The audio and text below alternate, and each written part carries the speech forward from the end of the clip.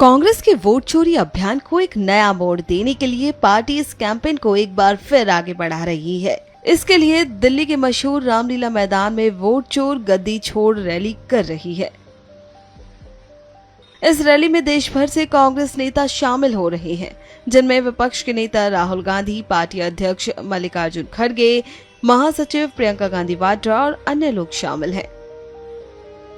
ये रैली राष्ट्रीय राजधानी में कांग्रेस के वोट चोरी के दावों के खिलाफ इस तरह का पहला कार्यक्रम है। अब इस रैली को बीजेपी नेताओं ने परिवार रैली बताया है। सुनिए क्या कुछ कहा।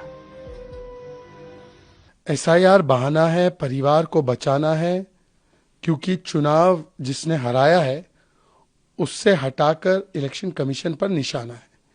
ये एसआईआर के बारे में, दिस नॉट अबाउट एसआईआर, ये है सेव योर परिवार रैली, ये है संविधान पर वार करने वाली रैली।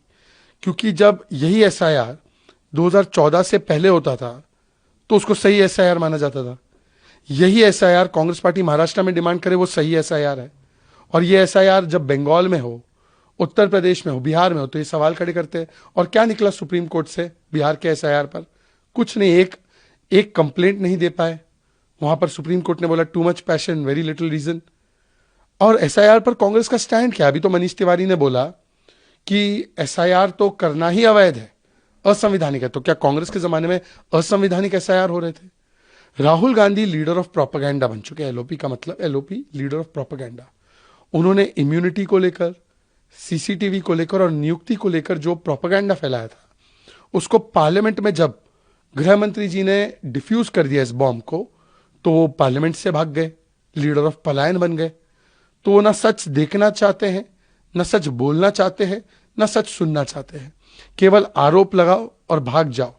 और इसी क्रम में जब पार्लियामेंट में कुछ नहीं निकला, जब अदालत से कुछ उनको राहत नहीं मिल रही है, जब उनके खुद के साथी अश्विनी कुमार से लेकर नेशनल कॉन्फ्रेंस उनके आरोपों को खारिज करती है, तो अब वो रैली करके केवल और केवल फिर से देश की जनता को गुमराह करना चाहते हैं। ये डी से डिफीट के बाद डी से डिनायल, डिल्यूजन, डिस्टॉर्शन और धमकी पर उतरा है। खिसियानी बिल्ली खंबा नोचे। कल राहुल गांधी या कांग्रेस जो रैली करने वाली है वो इस कहावत को चरितार्थ करती है।